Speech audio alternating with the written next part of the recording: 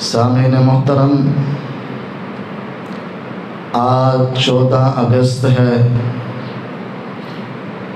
آج سے تقریباً 79 سال قبل اس دن اللہ رب العالمین نے ہمیں آزادی کی نعمت سے نوازا تھا۔ اس لیے آج کا دن ہمارے لیے بڑے اعزاز اور فخر کا دن ہے۔ لیکن یہ بات یاد رکھیے، یہ آزادی ہمیں مفت میں نہیں ملی۔ اس کے لیے ہمارے آباء و اجداد نے بے شمار قربانیاں دی ہیں۔ ایک محتاط اندازے کے مطابق تقریباً 20 لاکھ افراد اس آزادی کی جد و جہد کے اندر شہید ہوئے تھے۔ ماؤں کی عزتیں لوٹی گئیں، باپ کو قتل کیا گیا، بہنوں کی عزتوں کو چھینا گیا، بچوں کو نیزوں پہ چڑھایا گیا۔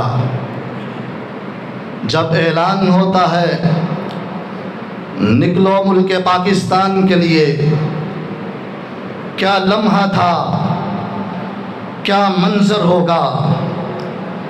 ایک طرف سوچ یہ ہے مولا ہم اس دھرتی پر رہتے تھے، ہمارا گھر بار، کاروبار، جائیداد، ہماری زمینیں، مال مویشی، ہمارے سارے معاملات، اس کو چھوڑ کر ملک پاکستان کی طرف جانا ہے، کتنا بڑا فیصلہ تھا۔ آج لوگ چند ٹکوں کے لیے بھائی بھائی کو قتل کر دیتا ہے، رشتہ داریاں جدا ہو جاتی ہیں، چہرے دیکھنے سے محروم ہو جاتے ہیں۔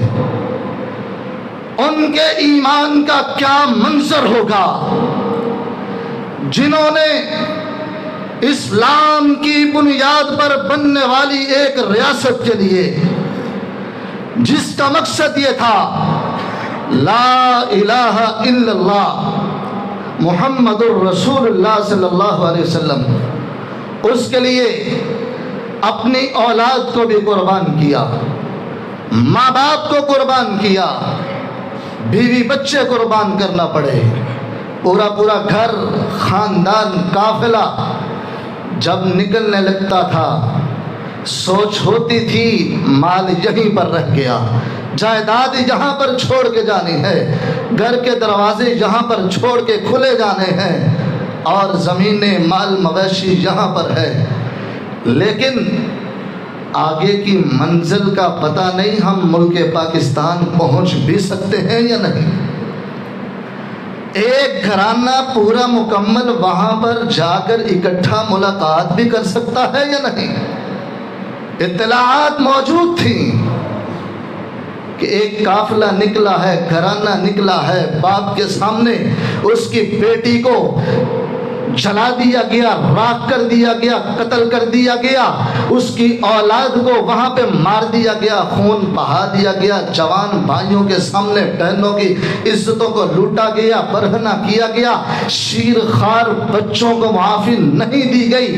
کوئی ایک واپس آ رہا ہے، کوئی دو آ رہے ہیں، کوئی چند آ رہے ہیں۔ پوری ٹرین کے اندر جہاں پر لوگ یہاں پر آتے تھے، ایسی ٹرینیں میں ملی کہ لاشوں کے ساتھ وہ ملک پاکستان پہنچی ہیں۔ یہ نعمت ہمیں مفت میں نہیں ملی۔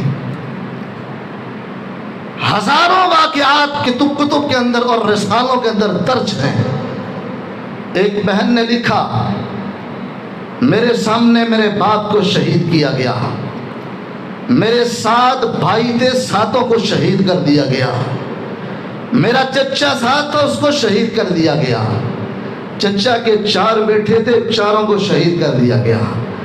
کہا جب میرا چھوٹا بھائی جو زندہ بچا تھا، بچوں کی طرح سہما ہوا ایک جانب کھڑا تھا، ظالم میری عزت کو لوٹنے کے لیے ناپاک ارادوں سے میری طرف بڑھے، بھائی سے برداشت نہ ہوا، آگے بڑھا، میرے لیے ڈھال بننے لگا۔